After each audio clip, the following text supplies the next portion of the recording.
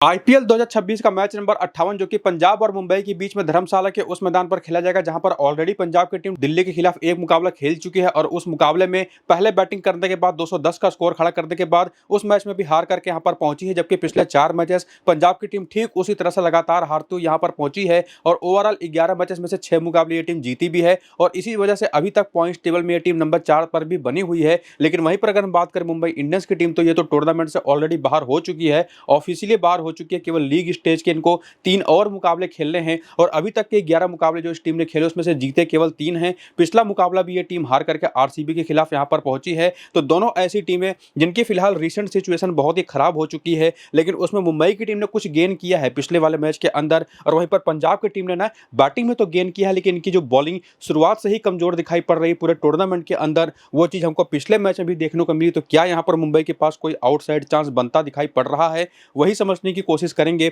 और दोनों टीमों की तरफ से कुछ बहुत ही कमाल के डिफरेंशियल ऑप्शन हैं जो कि आज के इस मैच में हमारी टीम में आ सकते हैं, वो आगे वीडियो के अंदर हम देखेंगे। लेकिन फिलहाल ये जो 14 मई का शाम को 7:30 बजे से होने वाला मैच है, यहाँ पर टाइमिंग ही काफी इंपॉर्टेंट होगी क्योंकि जो पहला मुकाबला पंजाब और दिल्ली के बीच शाम को 7:30 बजे से ही हुआ था, वो मैच हुआ था 11 मई को, जहां पर मैच के एक दिन पहले यानी कि 10 मई को बारिश हुई थी, तूफानी बारिश हुई थी और मैच के दिन भी काफी अच्छी खासी हाई ह्यूमिडिटी थी। और सेकंड इनिंग के अंदर आते आते शाम के दौरान जो ड्रॉप होता है टेम्परेचर, उसकी वजह से जो ड्यू क्रिएट हो गई सेकंड इनिंग के दौरान, उसमें जो पंजाब की टीम ने 210 का स्कोर खड़ा कर दिया था। और उसमें भी पहली इनिंग के दौरान, जो कि जैसा मैंने आपको बताया कि मैच के एक दिन पहले बारिश भी हुई थी, मैच के दिन भी आसमान पर हल्के फुल्के बादल थे, तो शुरुआती पहली इनिंग में तेज गेंदबाजों को अच्छी खासी हेल्प मिली थी पूरे मैच के दौरान। जहां पर पावर प्ले में तो स्विंग मिल ही रहा था, लेकिन पावर प्ले के बाद जब गेंद थोड़ी सी पुरानी हो गई तो गुड लेंथ की कुछ ऐसे एरियाज थे जहां पर गेंद पिच होने के बाद बल्ले पर फंस करके आ रही थी और इसी वजह से लुंगी एंगीडी पर भी और इवन माधव तिवारी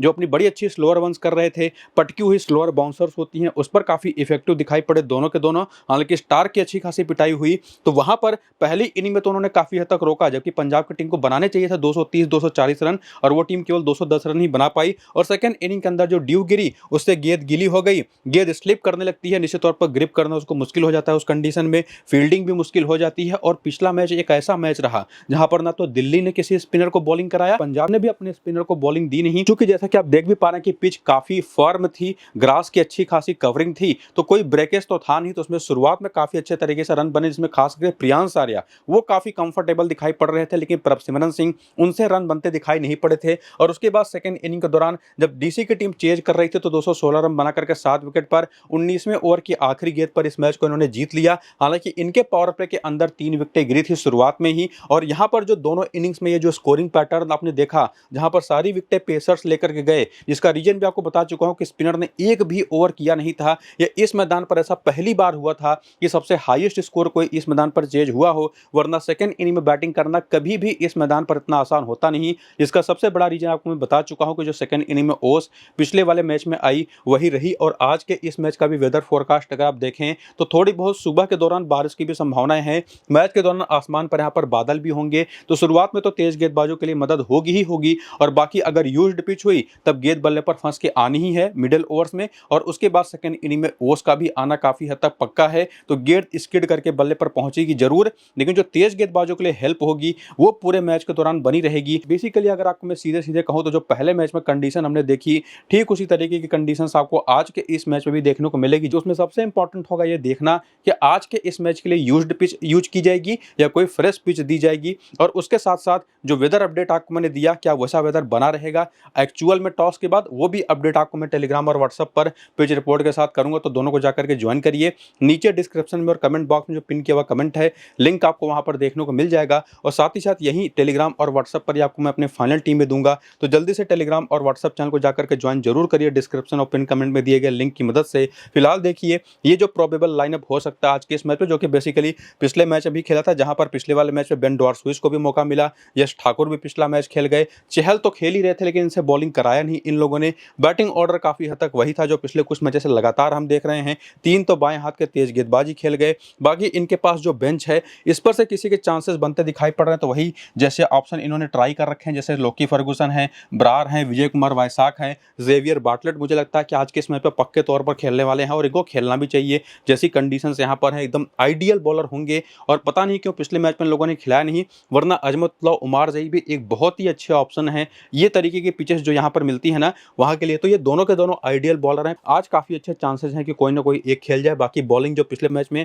इन पांचों बॉलर्स ने करी थी जो कि पेसर्स ही हैं, पूरे 4-4 ओवर की बॉलिंग, वो किस ओवर में कौन बॉलर क्या कहाँ पर बॉलिंग करता दिखाई पड़ा उसका सारा डेटा आपके सामने है। और उसके बाद करियर के स्टेट्स आप पंजाब के प्लेयर्स के देखना चाहें तो वो भी देख सकते हैं फिलहाल वीडियो को रोक करके। लेकिन मैं फिलहाल आगे बढ़ूंगा और बात करूंगा रीसेंट फॉर्म की। और जैसा मैं आपको बता चुका हूं कि 11 मैचेस खेल करके ये जो पंजाब की टीम है 6 मुकाबले जीती है, पॉइंट्स टेबल में नंबर 4 पर है, लेकिन लास्ट के चारों मुकाबले हार चुकी है, जिसमें सबसे बड़ा रीजन रहा है वो रही है इनकी बॉलिंग। हालांकि उस बॉलिंग के अंदर भी कुछ पॉजिटिव पॉइंट्स हमने देखे हैं पिछले कुछ मैच में, खास करके अर्शदीप सिंह को लेकर के जो लगातार अगर हम बात करें खास करके पिछले 4-5 मैचेस में काफी बढ़िया बॉलिंग करते दिखाई पड़े हैं। और पिछले मैच में तो और भी खतरनाक बॉलिंग करते दिखाई पड़े थे। और ये एक आइडियल बॉलर हैं भी ऐसी पिचेस के लिए। और यश ठाकुर का भी इंक्लूजन पिछले वाले मैच में हुआ, थोड़े महंगे तो साबित हुए लेकिन 2 विकेट ले जाने में कामयाब हुए। और न सिर्फ पिछले मैच में बल्कि यश ठाकुर को मुझे लगता है कि इनको पहले ही ट्राई करना चाहिए था, जो कि इनका सैयद मुश्ताक अली ट्रॉफी जो था ना उसमें तो ये बहुत ही खतरनाक फॉर्म में थे। और अगर आप यहां पर देखें तो 4 विकेट, 2 विकेट, 3 विकेट, 5 विकेट,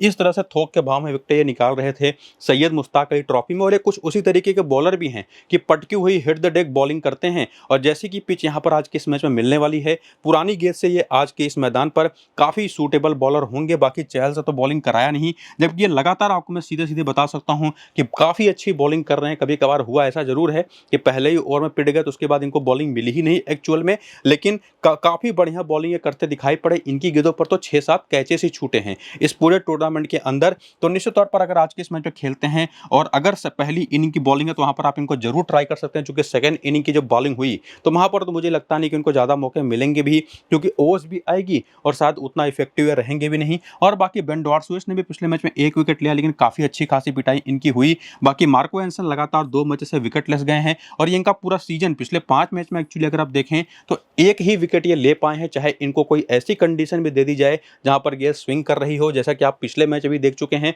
कि इसी मैदान पर दिल्ली के खिलाफ ये विकेट नहीं निकाल पाए। लेकिन मेरा मानना है कि अगर पहली इनिंग की बॉलिंग होती है तो आप वहां पर इनको एज ए ट्रम्प जरूर ट्राई कर सकते हैं। हालांकि मैक्सिमम टीमों में आपको ये देखने को मिलेंगे सेफेस्ट ऑप्शन के तौर पर, लेकिन सेकंड इनिंग की बॉलिंग के लिए इनको मैं सजेस्ट नहीं करूंगा, खास करके अगर यूज्ड पिच होती है तो। और बाकी बैटिंग में वो तो निश्चित तौर पर ठीक ठाक फॉर्म में दिखाई पड़ी है। प्रभसिमरन सिंह जरूर पिछले 3 मैचों से थोड़े से फॉर्म इनका डिप कर गया है, लेकिन उसके अलावा प्रियांश आर्या ने पिछले मैच कमाल की 56 रन की पारी खेली और श्रेयस अय्यर ने भी 59 नाबाद की पारी खेली। और बाकी कूपर कॉनोली तो बढ़िया खेल ही रहे हैं। हालांकि पिछले मैच में हमने क्लियरली देखा कि प्रभसिमरन सिंह को तो बैटिंग करने में दिक्कत हो ही रही थी। कूपर कॉनोली ने भी ये जो 38 रन बनाए जैसे तैसे बनाए और लगातार इनको जो शॉर्ट पिच गेंदें मिल रही थी, स्लोअर बाउंसर जो सामने वाली टीम के बॉलर कर रहे थे माधव तिवारी जैसे, वो इनको काफी अनकंफर्टेबल कर रहे थे। और इवन लास्ट में जाकर के लुंगी एंगिडी ने कमाल की ओवर जो करा था उसमें श्रेयस अय्यर से भी रन नहीं बने। तो ये चीज कम से कम है कि ये 3 बैटर तो काफी अच्छे टच में पिछले मैच में दिखाई पड़े, जिसमें अगर आप प्रभसिमरन को नहीं ट्राई कर रहे हैं अपनी टीम में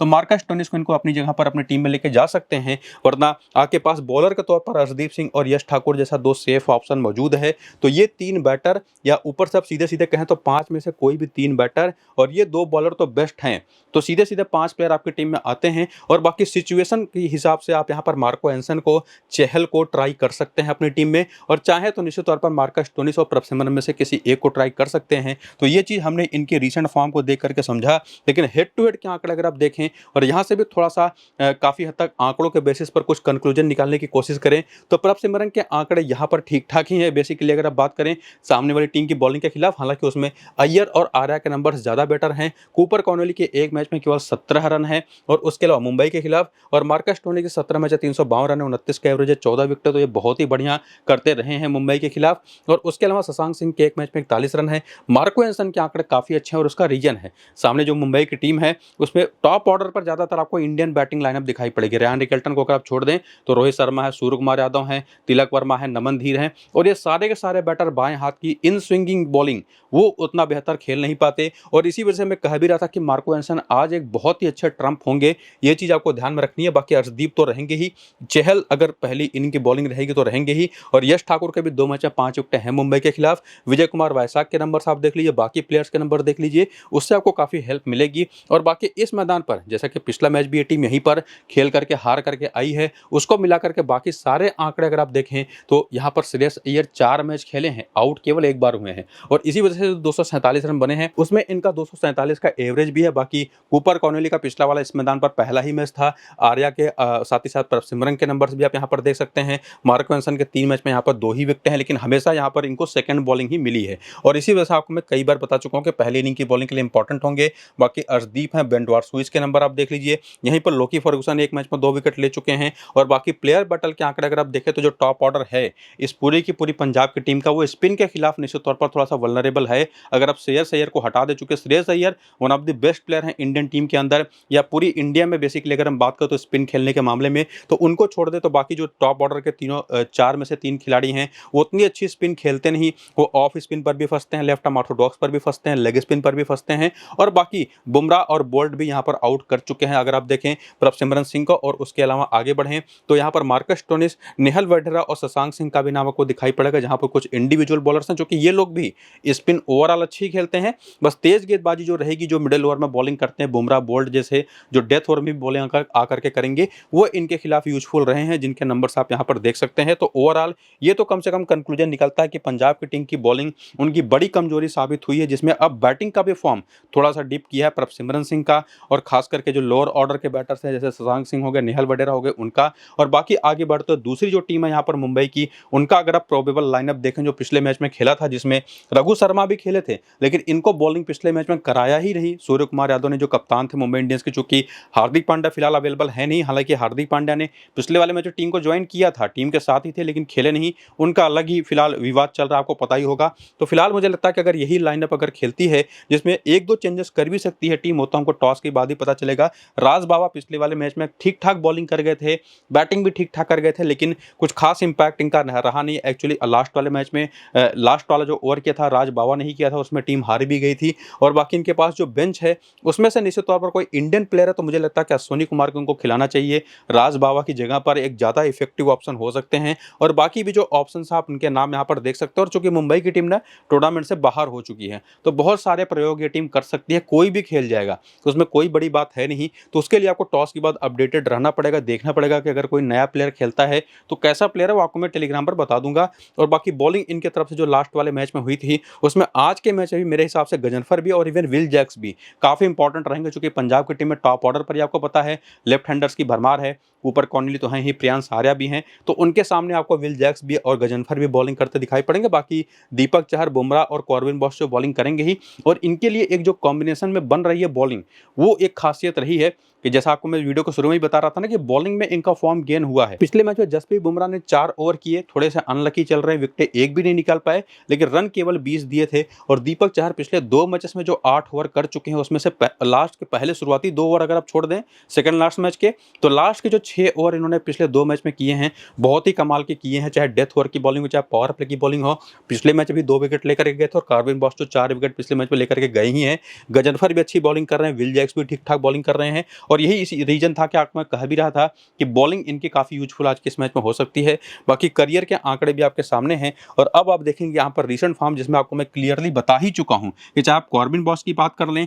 और चाहे अगर बात कर लें यहाँ पर दीपक चहर की, और इवन अब ध्यान रखिएगा दीपक चहर इस वजह से भी क्योंकि जैसी यहाँ पर पिच है ये एक बहुत ही यूजफुल ऑप्शन होंगे, और पिछले 2 मैच में अच्छी बॉलिंग कर ही रहे हैं, और कॉर्बिन बॉस ने तो पिछले मैच में 4 विकेट लिया ही था, और अब बुमराह भी बहुत इंपॉर्टेंट हो जाएंगे, और खास करके तब जबकि पिछले मैच में 4 ओवर में 20 रन देकर के बिना कोई विकेट लिए ही, लेकिन आए जरूर हैं अच्छी लाइन और लेंथ के साथ। हो सकता है कि इनको थोड़ा सा रेस्ट भी दिया जाए, लेकिन अगर खेलेंगे तो बहुत इंपॉर्टेंट ऑप्शन होंगे। और बाकी जैसा आपको मैं बता चुका हूं कि सामने की टीम में लेफ्ट हैंडर्स हैं तो गजनफर का भी एक यूज होगा, और प्लस यहाँ पर विल जैक्स भी एक बहुत अच्छे ट्रम्प ऑप्शन साबित हो सकते हैं। वरना बैटिंग में अगर आप देखें तो रोहित शर्मा और रेयान रिकल्टन ने बढ़िया काम किया है, नमन धीर काफी अच्छे फॉर्म में दिखाई पड़े, पिछले मैच में तिलक वर्मा ने 57 नबाद की बढ़िया पारी खेली, और सूर्य कुमार यादव को आपको पता है कि लंबे समय से पिछले 1.5-2 सालों से रन तो इनसे बने ही नहीं है, किसी एक आध मैच को अगर आप छोड़ दें T20 वर्ल्ड कप में यूएसए के खिलाफ जो इन्होंने पारी खेली थी, और सभी को पता उसका रीजन कलाई में इनके चोट लगी है, और इनसे रन ना तो बने हैं और ना तो मुझे उम्मीद देख रही है कि बना पाएंगे।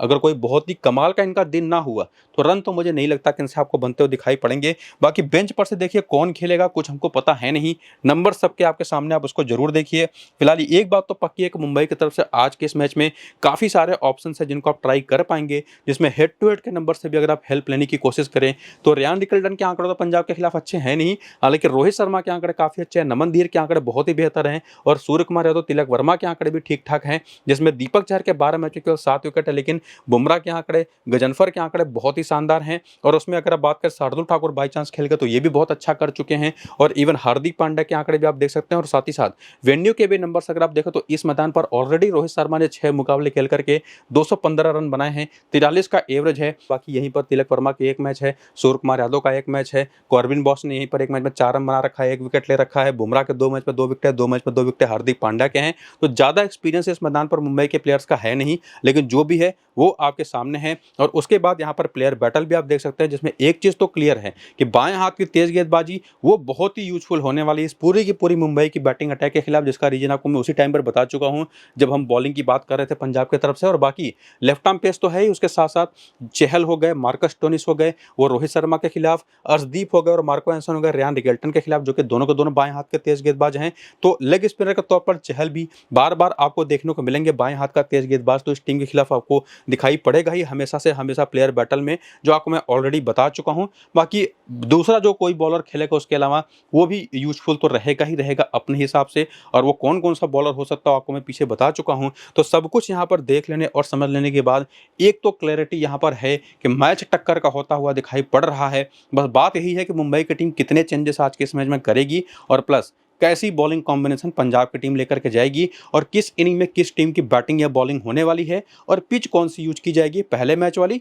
या कोई डिफरेंट फ्रेश ट्रैक। तो उसका अपडेट आपको मैं टेलीग्राम और व्हाट्सएप पर कर दूंगा टॉस के बाद, प्लस वहीं पर आपको अपनी फाइनल टीम भी दे दूंगा। तो नीचे डिस्क्रिप्शन में और पिन कमेंट में जो लिंक है टेलीग्राम और व्हाट्सएप का, क्लिक करके जाकर के जल्दी से उसको ज्वाइन कर लीजिएगा। और बाकी ये वीडियो शुरू से अंत तक अगर आपने पूरा देख लिया तो क्लैरिटी आपको वैसे ही मिल जाने वाली है, जो कि और कहीं आपको मिलने वाली है नहीं। सब कुछ यहाँ पर आपको मैं बता चुका हूँ कि पिछले मैच में हुआ क्या और आज के मैच में होगा क्या। तो पूरा वीडियो देखिएगा। फिलहाल इसको यहीं पर करेंगे खत्म, चलते हैं, नमस्कार।